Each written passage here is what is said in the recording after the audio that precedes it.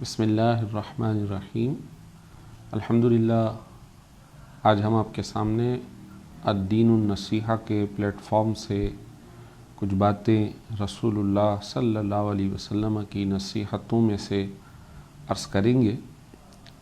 رسول اللہ صلی اللہ تعالیٰ علیہ وسلم نے مطلقاً نصیحت کرتے ہوئے، چاہے وہ سامع مسلمان ہو یا غیر مسلم، بہت ہی زبردست نصیحتیں ارشاد فرمائی ہیں، اور جن کو دنیا نے تسلیم کیا ہے اور وہ ایک قانون کی حیثیت رکھتی ہیں۔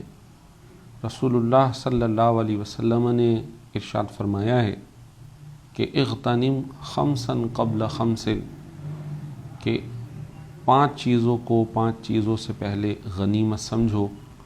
صحتک قبل سقمک، کہ اپنی بیماری سے پہلے اپنی صحت کو غنیمت سمجھو۔ آج کے زمانے کے اندر جب تک صحت مندی ہوتی ہے تو لوگ اللہ کے حکم سے عدولی کرتے ہیں، نافرمانی کرتے ہیں، لیکن جب ہاتھ پاؤں ہلنے شروع ہو جاتے ہیں تو پھر انہیں اللہ اللہ کرنا یاد آتا ہے۔ حالانکہ جوانی کی عبادت بڑھاپے کی عبادت کے مقابلے میں درجوں فضیلتیں رکھتی ہے۔ اسی طرح حضور صلی اللہ علیہ وسلم نے یہ ارشاد فرمایا کہ غنا کا قبل فقری کا، کہ تم اپنی مالداری کو اپنی تنگ دستی سے پہلے غنیمت سمجھو، کہ جب تنگ دستی آتی ہے تو انسان پھر سوچتا ہے کہ میں کاش ہوتا تو اللہ کی راہ میں صرف کرتا، حج کی عمرے کی سعادت حاصل کرتا، زکوٰۃ نکالتا اور میں بھی قربانی ادا کرتا۔ لیکن جب مال ہوتا ہے تو پھر وہ ہیلے بہانے تراشتا ہے کہ کس طرح میں زکوٰۃ دینے سے بچ جاؤں، کس طرح میں حج کے فرض ہونے سے بچ جاؤں اور میرا کاروبار مزید چمکتا رہے۔ کئی مالداروں کو دیکھا گیا کہ ان کے پاس لاکھوں روپے موجود ہوتے ہیں، لیکن اس کے باوجود وہ روتے ہوئے دکھائی دیتے ہیں۔ اسی طرح رسول اللہ صلی اللہ علیہ وسلم نے یہ بات بھی نصیحت فرمائی کہ فراغ کا قبل شغلی کا، کہ تم اپنی مصروفیت سے پہلے فراغت کے اوقات کو غنیمت سمجھو۔ آج کے زمانے میں جب کہ ہر ایک یہ شکایت کرتا ہوا نظر آتا ہے کہ میرے پاس وقت نہیں، لیکن حقیقتاً جب وقت ہوتا ہے تو وہ اس کو ضائع کر رہا ہوتا ہے۔ مثال کے طور پہ آج کے اس زمانے میں ہی دیکھ لیجئے، طالب علم ہو یا کوئی تاجر ہو، اپنے وقت کو کس طرح وہ ضائع کر رہا ہے۔ وہ بجائے اپنے وقت کو اچھی طرح صرف کرے، اپنے علم کے اعتبار سے، اپنی تجارت کے اعتبار سے، اور اسی طرح دیگر معمولات کے اندر مصروف لوگوں کو دیکھتے چلے جائیے، آج چھوٹے سے بڑے تک ہمیں کئی لوگ ایسے نظر آتے ہیں جو اپنے وقت کو ضائع کر رہے ہیں۔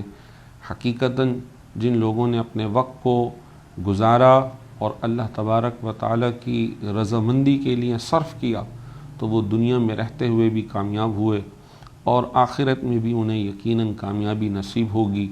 جو اللہ والے ہیں اپنا وقت اللہ کے لیے گزار گئے، دیکھیے جب وہ دنیا میں بھی رہتے ہیں تو مہکتے چہکتے ہوتے ہیں، لوگ ان کے قرب کو اپنے لیے غنیمت سمجھتے ہیں، اور جب وہ اس دنیا کے اندر اپنا وقت پورا کر کے چلے جائیں اور اپنی آخرت کی طرف رواں دواں ہوں تو پھر جس مقام پر ہوتے ہیں اس مقام پہ بھی رہتے ہوئے، انتقال کے باوجود، دنیا سے چلے جانے کے باوجود ان کی مہک لوگوں کے اندر بس رہی ہوتی ہے۔ لوگ دور دراز سے ان کے قرب کو حاصل کرنے کی کوشش کرتے ہیں۔ اسی طرح رسول اللہ صلی اللہ علیہ وسلم کی یہ نصیحت بھی ہے کہ حیات کا قبل موتی کا، کہ اپنی موت سے پہلے اپنی زندگی کو غنیمت سمجھو۔